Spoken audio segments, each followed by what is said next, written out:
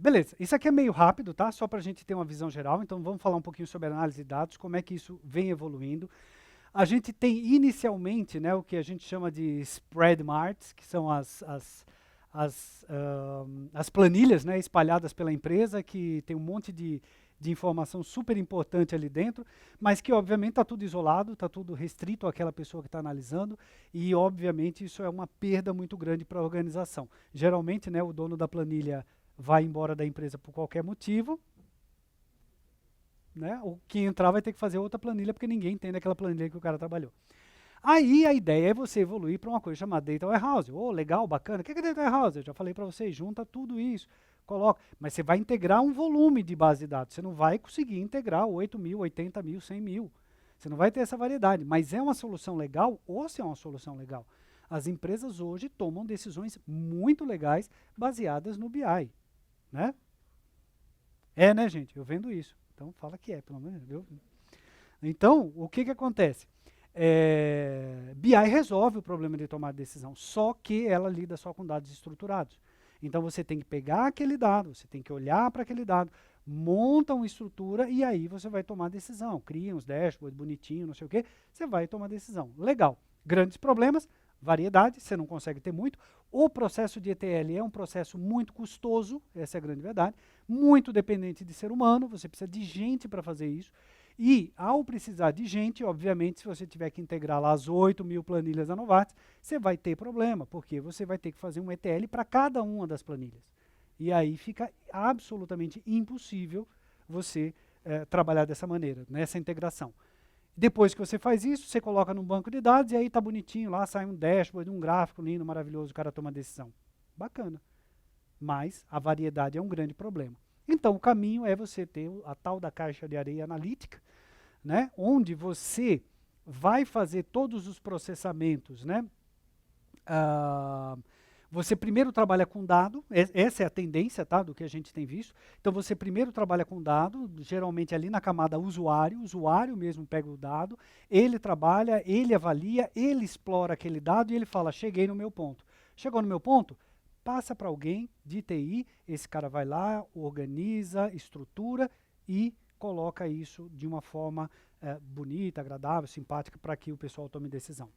Tá? Então essa é a evolução que a gente tem visto, né, na área de TI. Então você sai da dependência restrita e exclusiva do analista para ficar com um poder mais direcionado na mão do usuário. Em termos de dados, a gente tem um grande volume de dados. Vamos começar pelo topo da pirâmide. A gente tem aqui um volume de dados estruturado que estima-se que numa empresa não chegue a 20% dos dados da empresa, ou seja, de tudo que a empresa lida de informação, não chega a 20% essa camada de dados estruturados. E é aqui que a gente basicamente toma a decisão hoje. Então, quer dizer, a gente está abrindo mão de 80% dos dados para tomar decisões. E esses 80% dos dados estão aqui, ó, em dados semi-estruturados, quase estruturados e completamente sem estrutura, ou não estruturados. Ok? Então, o grande volume de dados e o nosso grande desafio é exatamente trabalhar com isso aqui, né? Em termos de valor para o negócio, qual a diferença? Então, valor para o negócio, maior aqui em cima. Em termos de tempo, olhar o passado, olhar o futuro. BI, normalmente, ele tem um time de análise, um tempo de análise, que vem até hoje, D-1, ou dentro do próprio dia. Hoje é muito comum você ter projetos de BI que você tem atualizações a cada 15 minutos, 20 minutos, principalmente no varejo, porque você precisa tomar decisões muito rápidas. Então você tem essa estrutura. Mas a limitação, normalmente, do BI está no nosso tempo, né? Normalmente você vem até a data de hoje. A área de Data Science, ela começa a partir de hoje. Então eu conversava com um professor aqui da FIAP, falou, mas isso para mim já é uma realidade já há um bom tempo. Então, mas é exceção. Né? Ele trabalha com, enfim, eu não posso nem falar com o que ele trabalha, que é meio sigiloso. Mas ele falou, não fala com o que eu trabalho. Eu falei, então não falo. Mas vai por mim. Né? Ele precisa realmente de técnicas específicas e ele já vem trabalhando isso há algum tempo.